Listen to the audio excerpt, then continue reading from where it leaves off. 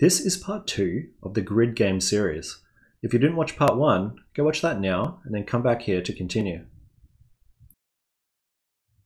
Hey bros, so last time I left you with this checkerboard grid. This time I'm going to run through a whole bunch of stuff like giving a bit of variance to the map, spawning some units, moving them around, attacking, and a few other tips and tricks along the way.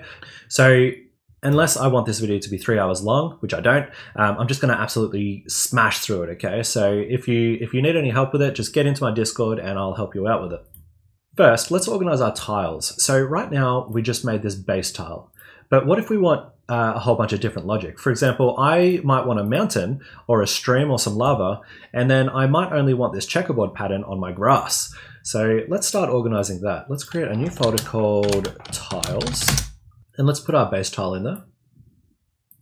Then let's make 2 unique tiles. Let's call this a grass tile. And then let's also make a mountain tile. And open up the grass tile, and this will actually derive from our base tile. Okay, so make sure you use this one and not the Unity tile maps one, or you'll be in a world of hurt. And then also the mountain tile, let's derive from the base tile. Cool, and then let's organize our prefabs here. So let's make a prefab folder, prefabs, and then in here let's make a tiles folder and put that in there. So that's now our base tile. And on our base tile, let's remove the actual tile script. Okay, so we're never going to use this directly. We're going to make variants of it. So let's right click, create, prefab variant, and let's call this a grass tile. And then on this, we'll add our grass tile script, like that, and then fill in our references.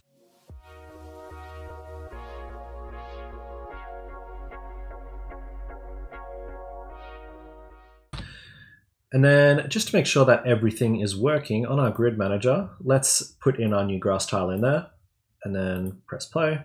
Cool, so it still works. Let's make another variant for our mountain tile, And the only thing we need to do here is maybe just make the tile like color like that. Cool beans. So in our grid manager now, instead of just spawning this tile prefab, let's rename this to grass tile.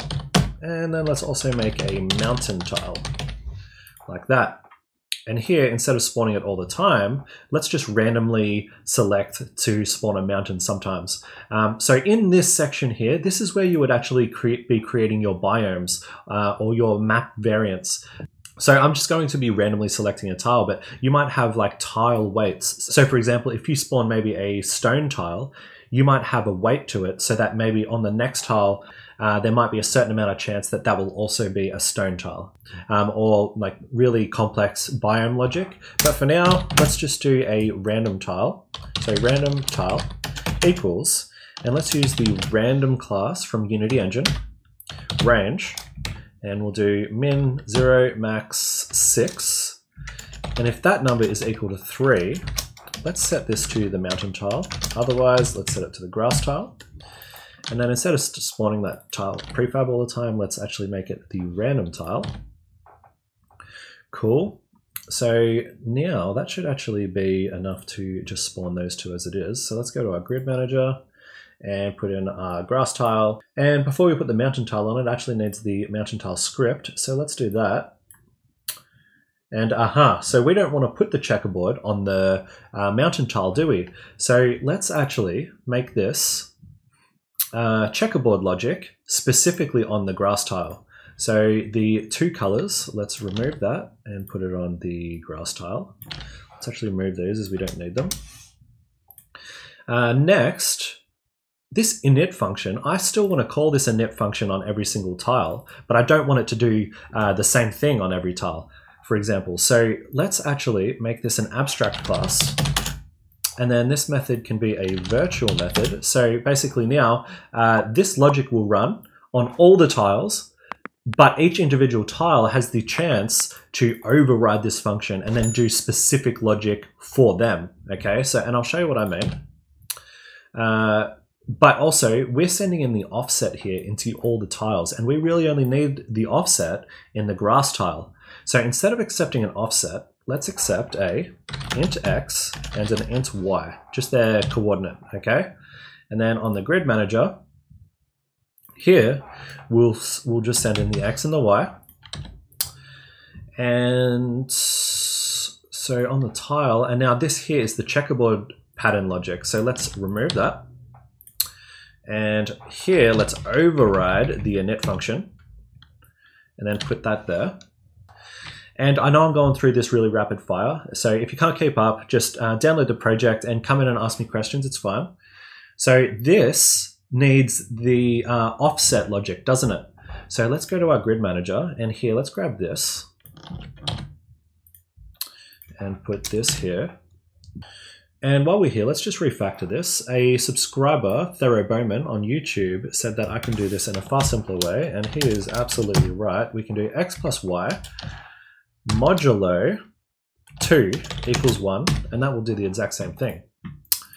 And then we need the renderer on our grass tile, but it would be a mistake removing this and putting it on the grass tile, because we could have a whole load of derived tiles that need this renderer, right? So instead of removing it, let's just change it from private to protected. And if you don't know what protected is, it's effectively private, but your derived tiles can also access it, okay? So it's a good way to allow your derived tiles to access it without polluting the namespace. Cool beans. So on our grass tile, we are doing our checkerboard pattern, and on our mountain tile, we are not overriding it at all, okay? And when you don't override it at all, that means just the initial logic on the base tile will run. So let's try that out. Let's go back. And on our grass tile, we've got that there. And on our mountain tile, we just need to put in our variables like that. And then in our grid manager, we can now put our mountain tile, and let's give that a crack. There we go, got a little bit of variance in our map now. And as you can see, only the checkerboard is on the grass. And next, you're probably wondering what this is, and let me show you. It is in fact my subscriber ratio, and as you can see, that's not too good. Bros, subscribe. All I ask is that you are deeply integrating me into your personal lives. That's all I want, all right? I want to make you happy, and I want to make you a better game dev. So subscribe so you never miss a video. And now that that's done, I can delete that. Cool, let's move on. Okay, so now in our grid manager, we're just generating this grid as soon as we get out the gate, all right? There's not really much organization going on here. So I'm going to add a game manager to my project. And if you don't know what a game manager is, I'm going to link a video. It will be up that side of the screen somewhere. Go watch it. It is a fundamental part of game design, and knowing it will organize your game scripts significantly. So go watch that, come back, and I will have this game manager up and running. Okay, so I've got my game manager up. We've got our game state, enum here, which can be generate grid, spawn heroes, spawn enemies, heroes turn, enemies turn. And then we've got a change state function, which will then put in logic here, depending on the state. So the first one is generate grid. So in our grid manager, let's make this a public static, let's make this a singleton, like that. And in our awake function, assign that. And you should know what that is if you just watch the game manager video. And now we don't really want to do this impromptu like that. We will call this from the game manager. So on our game manager, generate grid, and we'll do grid manager instance, generate grid, like that. And as you can see in my start function, I'm getting the ball rolling by calling the first state, generate grid. In our generate grid function, when it's all well and done, we will say game manager instance, update game state, or change state, and the next state will be spawn players, spawn heroes. Cool, so it's going to come in, generate the grid, and then change the state to spawn heroes. And now we're in spawn heroes, the best thing to do would now to be create a unit manager. So let's do that. And we're getting a lot of managers here, so let's create a managers folder and call this a unit manager. And then I'll move my other manager scripts in just to make it nice and organized. All right, let's make the unit manager. Delete that as I won't use it. And I swear the amount of times that I make singletons, I should really just have like a hotkey that scaffolds it out. Because I spent half my life making singletons. All right, so unit manager. So now we actually need some units to spawn, don't we? And whenever I'm handling units, I always create a scriptable object to hold information about the unit. Okay, so let's create a new folder here. This one will be called units. And in here we'll have two subfolders, heroes and enemies. And then in the base folder here, let's create a scriptable unit. And let's open that up. And this will be of type scriptable object. And then we'll have a create asset menu.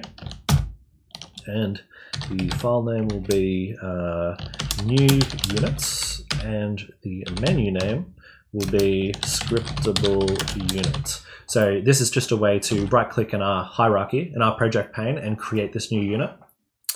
And now, what does this unit need? What information does it need to hold? And just remember, this is not the actual unit, but just like an encasing, linking all this information together. So first, let's create an enum called faction. And you can either be a hero, which will be 0, or an enemy, which is 1. And then on here, this will be faction. And then we need a prefab to the actual hero unit that we're going to spawn. So let's do that. In our units, let's create a base unit. And then let's create in heroes, let's create a base, in enemies, let's create a base enemy. And then in heroes, we'll create a base hero. And then let's create the actual heroes. So I'm going to call this hero 1. And then I'm going to create an enemy here called enemy 1. Okay, so there's going to be a hierarchy here. So if we go into our base hero, this is going to derive from base unit. And then if we go into my hero 1, that is going to derive from hero base hero. And then if we go into our enemies, enemy 1, that's going to derive from base enemy. And then as you guessed it, base enemy is going to derive from base unit. Does that make sense? So we've got this hierarchy here. So at the bottom, we've got unit base. So we know that every unit on the field is going to need some shared logic. For example, setting themselves to the tile or taking damage, all right? And then we know that the base hero is going to need logic, like selecting the hero and then actually doing the moves, like moving the character or presenting their attack pattern or whatever. And then the base enemy is also going to need their own logic that's not shared with the other ones. That might be like the AI in the logic, right? There might be AI for moving and attacking. So this is a good little hierarchy to keep everything really organized. So now that we've got our scripts, let's create a new folder here in prefabs called units. And then in here, as you guessed it, there's going to be heroes and then enemies. Okay, so now we've got our scriptable unit, which is like our container, and then we've actually got our scripts for the actual prefab. So let's create our first scriptable unit. In assets, create a new folder called resources. Now this is a special Unity folder, and I'll show you why in a second. Then create a new folder in there called units. And as you guessed it, I'm going to create more folders for heroes and enemies just to keep things really organized. So in heroes, let's create our first create scriptable unit. All right, so that's that asset menu that we made right here. Let's call this hero 1. Now here we've got our faction, and let's actually duplicate that here for enemy 1. Okay, so that's not enough info. What we actually need is the the unit prefab. Now this will be a public unit base, and I keep doing that the wrong way. Unit base unit, unit prefab. Okay, so here we're saying that it just needs type base unit, but ultimately we're actually going to be assigning specific heroes and units to it, and enemies to it. Okay, so let's actually create this unit.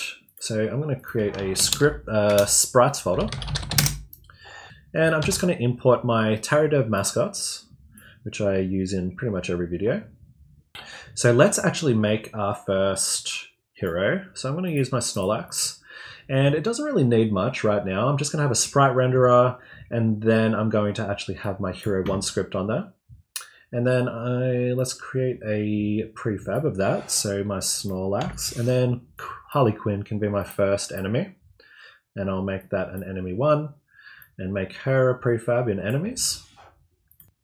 So now in our scriptable objects, we can go to our hero 1 and attach our Snorlax, and our enemy 1 attach our Quinn, and make sure on your enemy you change the faction to enemy. Now I'll show you why the resources folder is important. So let's create a private list of scriptable, of scriptable units, and we'll call this units.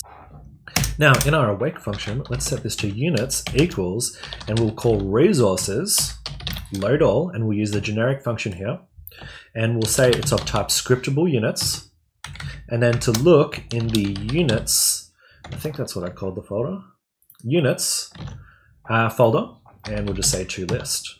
Okay, so this will go into our resources folder and look for the units folder, and then look through all the subfolders for any type of scriptable unit, and it will put it into this list here. So now we can continue the flow. In our game manager, this is our next step, spawn heroes. So in our unit manager, let's have a function here called public void spawn heroes. Okay. Now in your game, you've probably had a menu or something to select the heroes that you actually want to spawn, and then once you actually get into the game, you'll read the data from your save and then actually spawn those specific heroes. But for me, in this tutorial, I'm just going to say there's going to be a hero count of 1, and I'm going to loop through the amount of heroes that I need. Okay, so I've only got 1 hero, so I'm just going to do 1, and I'm just going to randomly spawn it. Okay, so I need to grab a random hero from this list. So let's create a private, and this is going to be a generic function, get random unit, and this is going to take in a faction.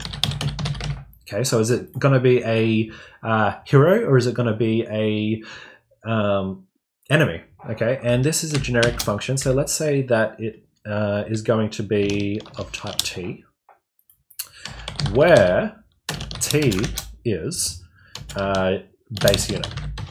Okay, so now here I'm going to do a little bit of lambda magic. I'm going to return from our units list where the unit faction equals the faction that we're sending in. Then I'm going to order the list by random. So I'm going to use Unity's random class again. And then I'm just going to return the first one. And we don't actually want to return the whole scriptable unit. We just want to return the prefab. Okay, and because this is expecting a return type of T, we can cast it to T. So this may look a little bit daunting, but I'll show you how it is called. But first, I'll just go over it one time. We're going through our list.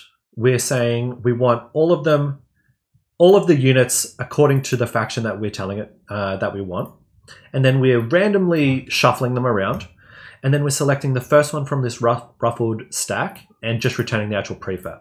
Okay, so here we can say var random prefab equals get random unit, and it's going to be of type hero base, base hero, and the faction is going to be hero. Okay, so now that we've got this random one, we've only got a Snorlax in there, so it's going to be Snorlax. We can spawn this now. So spawned hero equals instantiate random prefab. We don't really care where it's going right now. Now we need a tile to spawn it on, don't we? So I'm also going to do this really rudimentary, but basically I'm going to split the tiles in half. Heroes are going to spawn on the left, enemies are going to spawn on the right. So all I need to do is get a tile that the tile X, if we go to our grid manager, our tile X is less than width divided by 2. Okay, so let's do this. Let's go public tile get hero spawn tile or something. And in here we're going to return. Now if you remember, our tiles is a dictionary and the key is a vector2, the position, and the value itself is the tile.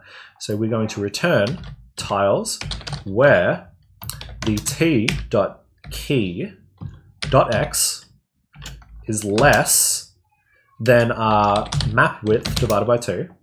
And then let's also order these so that we always get a random one. Whoops. And then return the first, and we actually only want the value. Okay, so get hero spawn, and we're going to grab something on the left. But we don't want to spawn on a mountain, do we? And we don't want to spawn on another tile that has an occupied unit. So let's add a little bit of logic here. So we're going to need 2 variables. First one is the boolean, which will be is walkable. Now we're going to set this in the inspector. So for example, the grass is always going to be walkable and the mountain is always not going to be walkable. And then we're going to create 2 publics here. So first one is going to be of type unit base. Oh my golly gosh, base unit.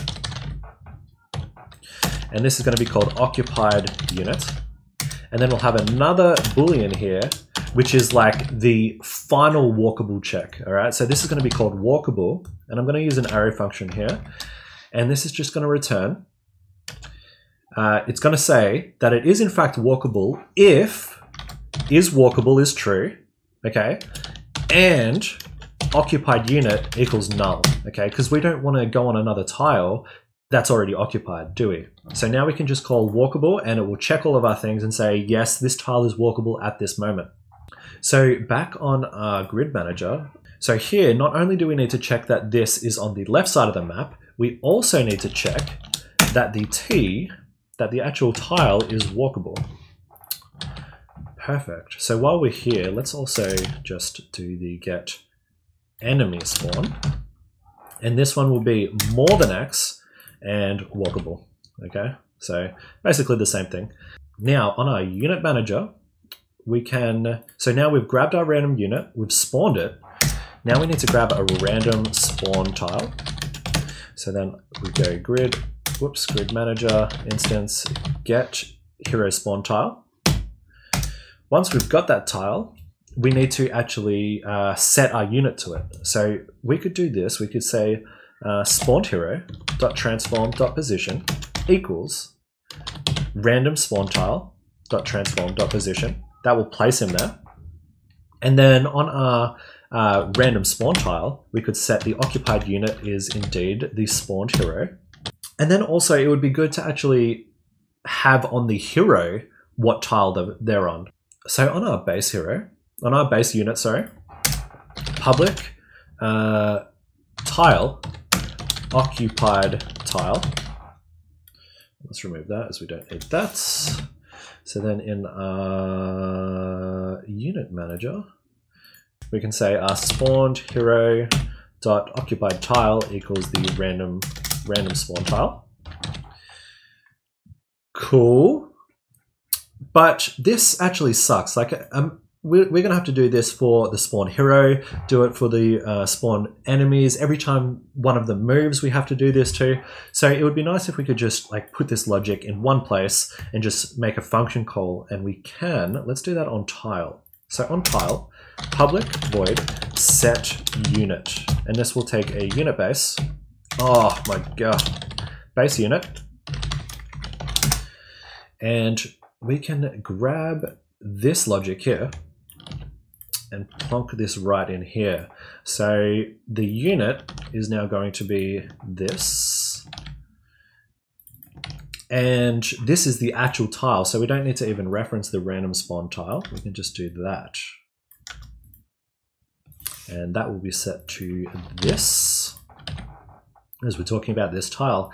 And also, when the unit moves, we also want to deallocate his current tile, or else all the tiles are going to start getting occupied units, even if they're not there. So what we'll say is if unit.occupied tile does not equal null, we'll say the unit occupied tile dot occupied unit equals null. Okay, so we're actually going to this unit's occupied tile and then setting its occupied unit to null. So we have to do this if check because the very first time we spawn the unit, this will in fact be null, okay? And we don't want to get a null reference exception. So now that we've got this, we can just say, instead of having all that logic, we can say unit manager no, we don't. We can say random spawn tile, set unit, and then we can send in the spawn hero. Cool bananas. So let's call this from our game manager. So unit manager instance spawn heroes. And am I actually continuing this flow in grid manager? Yes, I am. Cool, so let's actually try that. Let's go back into the game. Grid manager, and I need to create a game manager here. I've only made the script, haven't actually assigned it. Game manager. I also need to make a unit manager and assign the unit manager script. Okay, now let's try that. Sequence contains no elements. What are you talking about, sir? So I can't find a tile which satisfies that. Because we have not set our grass tiles to be walkable yet. So all of our tiles, grass and mountains, are not walkable. So grass tiles is walkable, true. And then our mountain tile will obviously be false. Let's try that. There we go. So it's spawning our stuff. It's not spawning our unit, or is it? It is. Where is it? Okay, so our tiles are on sort order layer 0, but our units are also on 0, so it was being covered. So put that on 1, and there we go. Let's quickly do that for the enemies as well. So in our unit manager, let's just copy that and do spawn enemies. And then this can be just enemy count. And yet again, this will obviously, depending on the level that you're going to, you'll go to your level details and you'll see what units need to be spawned, and then you'll spawn them. And it probably won't be random either. You'll probably be like putting them in specific places or not. But so this will be the random unit that we're getting is not base hero, it is base enemy. Ooh, base enemy, and the faction will be enemy, and that will be spawned enemy. Get hero spawn tile, we want get enemy spawn tile. So we've got a little bit of repeat code here, so you could probably make it a little bit more efficient. Like we've got this nice generic function here that we're using in both times. You could probably make this a generic function as well. But anyway, so now that we're spawning heroes, we need to send it to the next game manager state, change state, and that will be now spawn enemies. So in spawn, and while we're here, let's just, we know that after we spawn the enemies, we'll be wanting to go to our hero turn.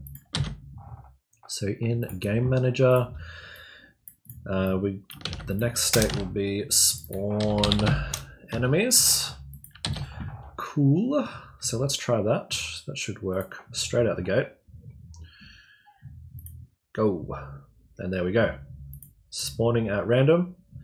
Excellent. So now we're heading to the player's turn, aren't we? So it's coming down here and we're setting this game state to hero's turn. So now let's add some click logic, some selection logic. I'm just going to close out all those because it's getting very busy. So let's do our click logic in our tile. That makes sense to me. Let's make a void on mouse down on our tile. And I'm sorry if you can hear some bassy music in the background. I have got some seriously crappy neighbors. Had to choose my words wisely then. This is a family-friendly channel. So now, on mouse down, we only care about on mouse down when the game state is the player's turn, the hero's turn. So let's just check. If game manager instance game state does not equal the player's turn, hero's turn, let's just return. We don't want to do it. So there are actually a few branches that we need to check here. Let's do if occupied unit is not null. So if there is a unit on this tile, let's do some stuff. So the first what we should do is actually check if it is a hero that we're clicking on or an enemy. And it would actually be nice if in our actual hero class, we have access to the faction. So let's just add faction. And before I forget, I'm just gonna make sure that I'm setting them to the right faction. So Snorlax will be a hero, Quinn will be an enemy, like that. Okay, so if occupied unit faction equals hero, what do we want to do? Well, we want to select the hero, don't we? We want to select it so that we can make a move with it. So in our unit manager, let's do this. Let's make a public hero base as we, every time, hero, base hero, selected hero. So I'm making it a hero as we don't ever want to select an enemy. We only ever want to make actionable on a hero. And then we'll create a function down here called public void set selected hero. And that will take in a hero. And then selected hero equals hero. And the reason I'm not directly manipulating that, I'm actually sending it in here, is because it would be nice if on our canvas we can display like what hero is selected and maybe the moves that they have available. Okay, so let's call that now in tile. So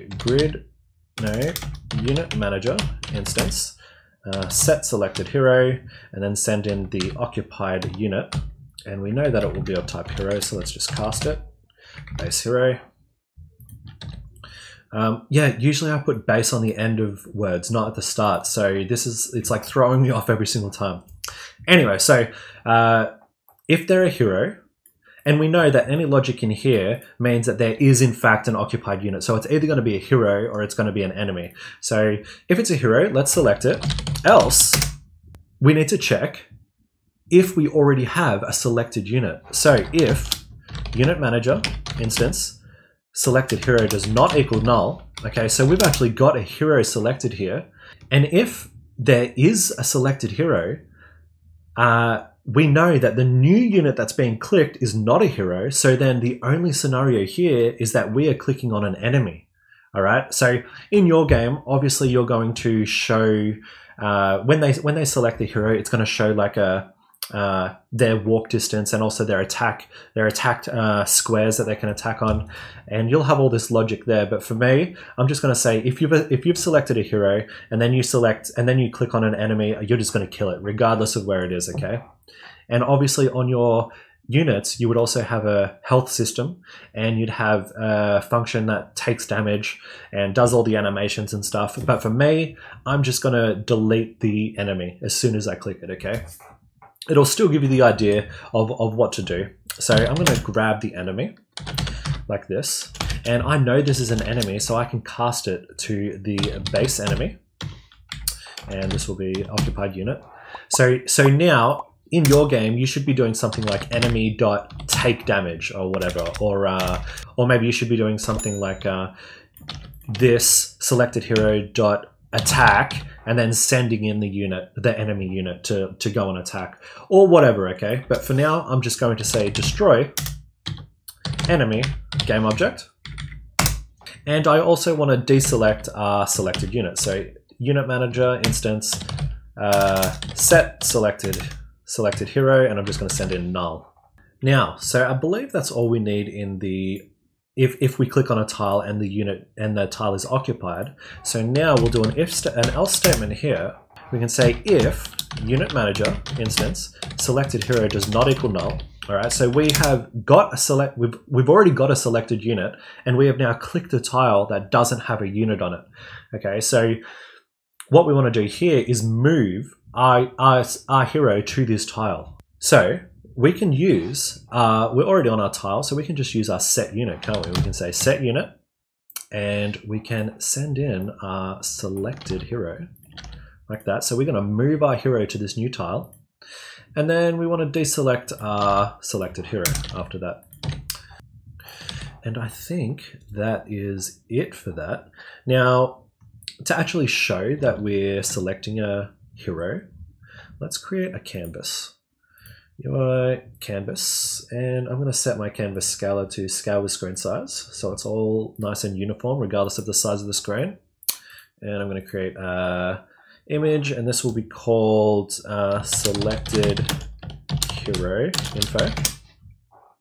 Let's put this on the bottom left, and I'll make it a little bit transparent and something like this, like that maybe.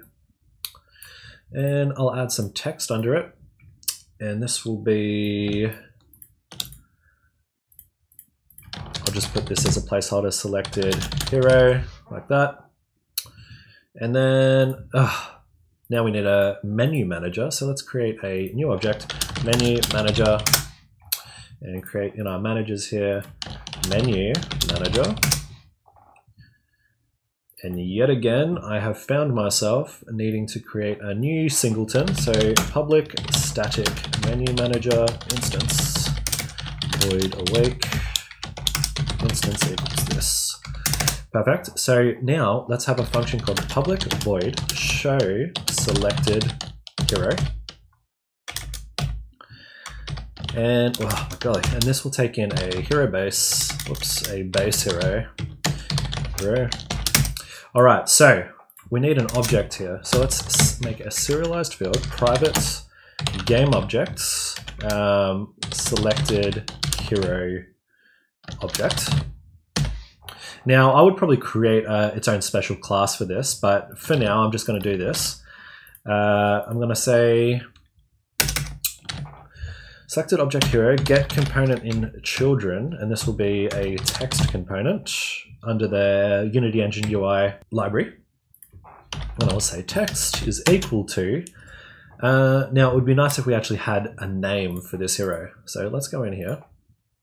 No, let's go into the actual unit base and create a new variable here called public string unit name. So then in menu manager, we can say, all right, what the hero is and the unit name. And then we can toggle it on to set active equals true.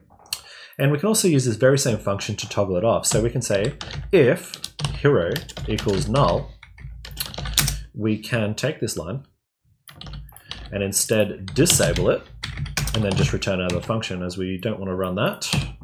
So show selected hero. Cool. So now in our unit manager, so that's handy that we made this function instead of just directly setting it.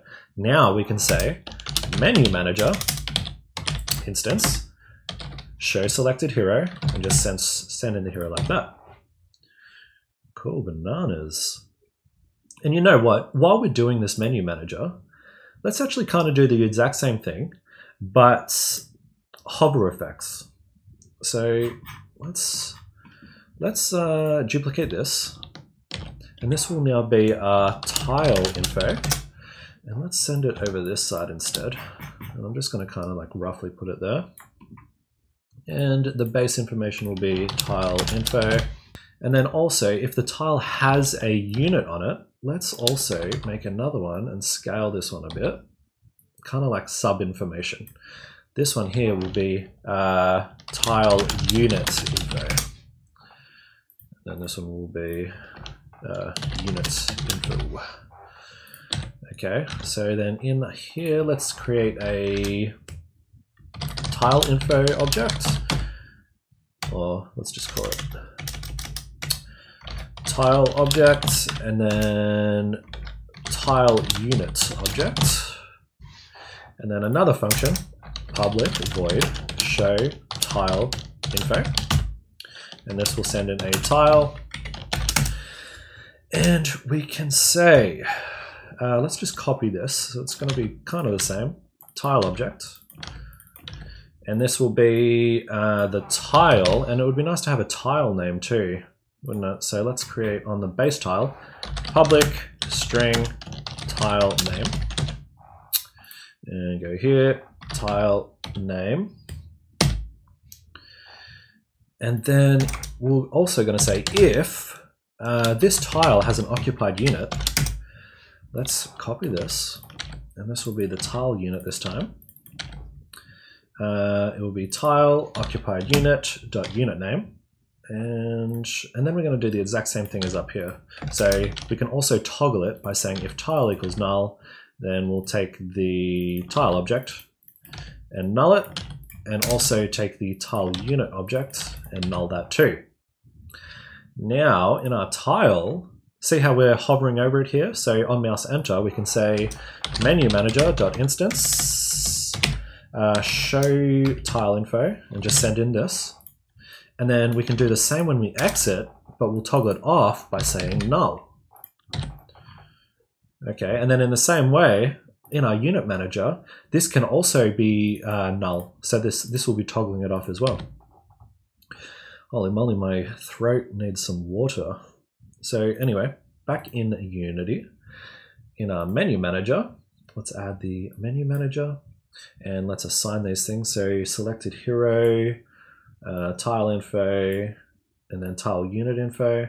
And just for a little bit of extra organization, I'm just going to do this, managers, re-zero that, take all of our managers. So menu manager, unit, game, grid, managers, and then put that up the top.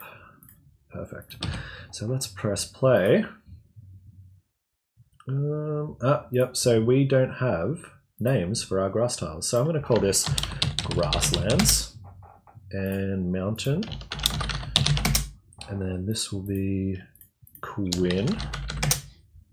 And this will be Snorlax. Cool bananas, let's go. So there we go. So we've got, and also let's just, to make it a little bit neater, disable those to start. So grasslands, mountain, and then it shows Snorlax on top and Quinn. And because we're in player turn, we can click this and our Snorlax will be selected. And then we should be able to click. And because we're not actually, after our unit moves, we're not actually like moving the turn on, we're still in player turn. I should just be able to click and then destroy Quinn. So let's just try that again. Click, move, click, move, click, move, destroy Quinn. Perfect. So now you would actually progress it onto the enemy's turn, and then you would perform some, logic for the enemies to try and kill the player or what have you. All right, so I think that's about all I'm going to show you in this video. I'm sure this video is going to be super long as it is. If you learned something or you enjoyed it, make sure you subscribe and like. Let me know in the comments if there's anything else you would like to learn, and I will most probably make a video out of it if it's a good idea. Also, I'm going to be releasing a series of these type of things, like how to make the base of different specific games. So if there's another game type that you would like to know how to make, let me know and I'll make a video on it. But until then, happy dev journeys, and I will see you in the next video. Ciao.